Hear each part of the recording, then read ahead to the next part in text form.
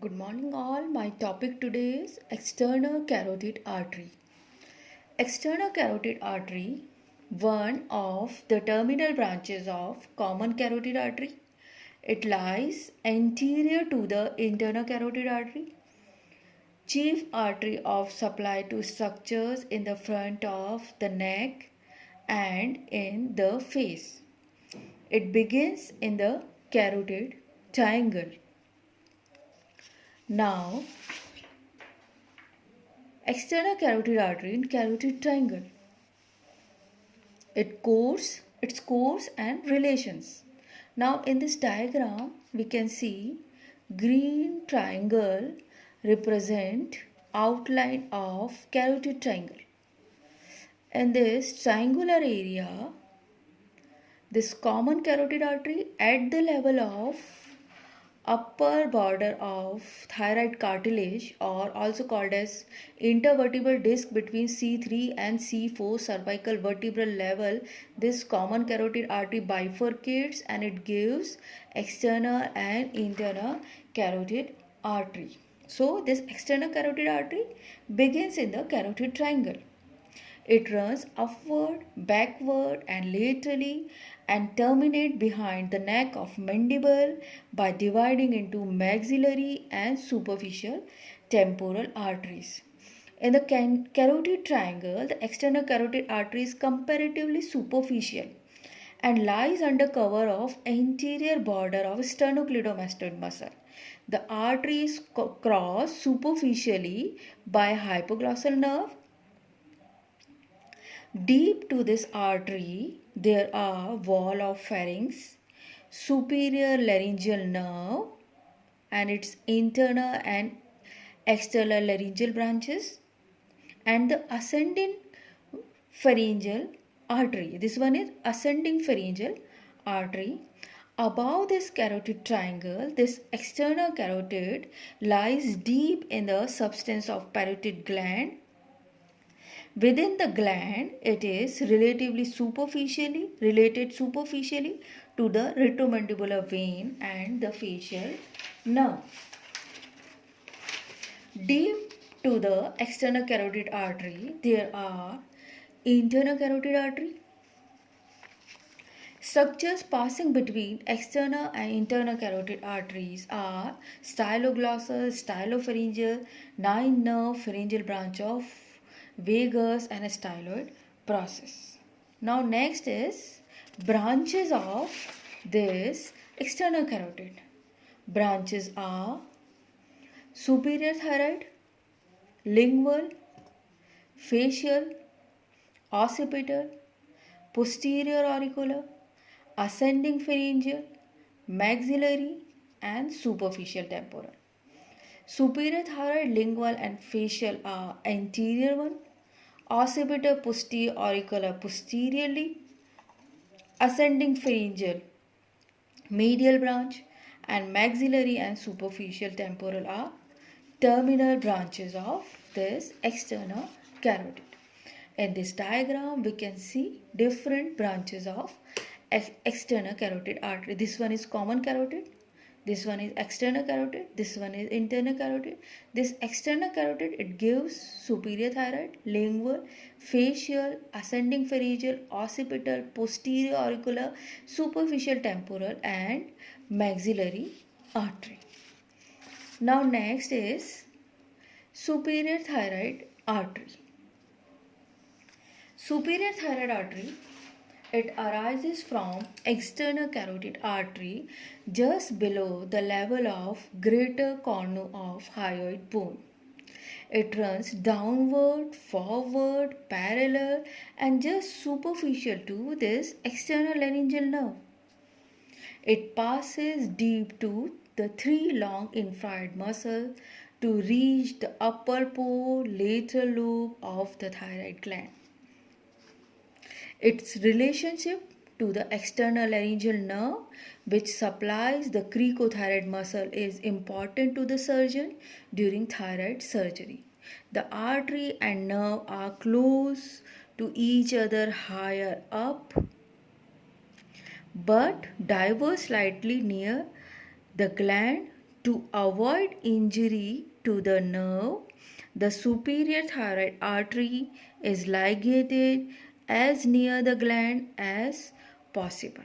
In this diagram, we can also see the superior laryngeal artery branch of the superior thyroid. The superior laryngeal along with internal laryngeal nerve, it pierces this thyroid membrane. This one is thyroid cartilage. This one is cricothyroid. Cricothyroid supplied by this external laryngeal nerve, and this one is inferior constrictor, esophagus and trachea. Now next branch of external carotid is lingual artery. Lingual artery arises from external carotid artery opposite the tip of greater cornu of hyoid bone. This lingual artery, tortuous in its course is divided into three parts: first, second and third part of lingual artery. First part lies in carotid triangle. It forms a upward loop which is crossed by hypoglossal nerve. Second part lies deep in hyoglossus along the upper border of this hyoid bone. Third part, it runs vertically upwards between between this genioglossus and longitudinal muscle of tongue. This third part runs vertically upward and then horizontally forward on the under surface of tongue as the fourth part. This part also called as deep lingual artery. Now, during surgical removal of the tongue, the first part of the artery is ligated before it gives any branch to the tongue or to the tonsil. Now, next branch is facial artery. Facial artery arises from external carotid just above tip of greater cornea of hyoid bone. It runs upward first in neck as cervical part, then on the face as facial part. So with part of this facial artery, it runs upwards on the superior constrictor of pharynx, deep to posterior belly of digastric with the stylohyoid and to the ramus of mandible. It grooves posterior border of a submandibular salivary gland. Next, the artery makes an S bend, first winding down over the submandibular gland and then up over the base of mandible. Now, facial part of this facial artery enters the face at antero-inferior angle of masseter muscle, run upward close to angle of mouth, side of nose and till medial angle of eye. It gives angular branch, lateral nasal, superior labial, inferior labial and meatal branches. The cervical part of facial artery gives off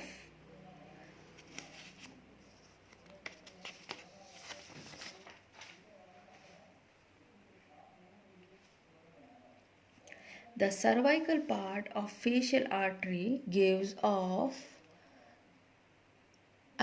palatine, tonsillar, facial and submental branch.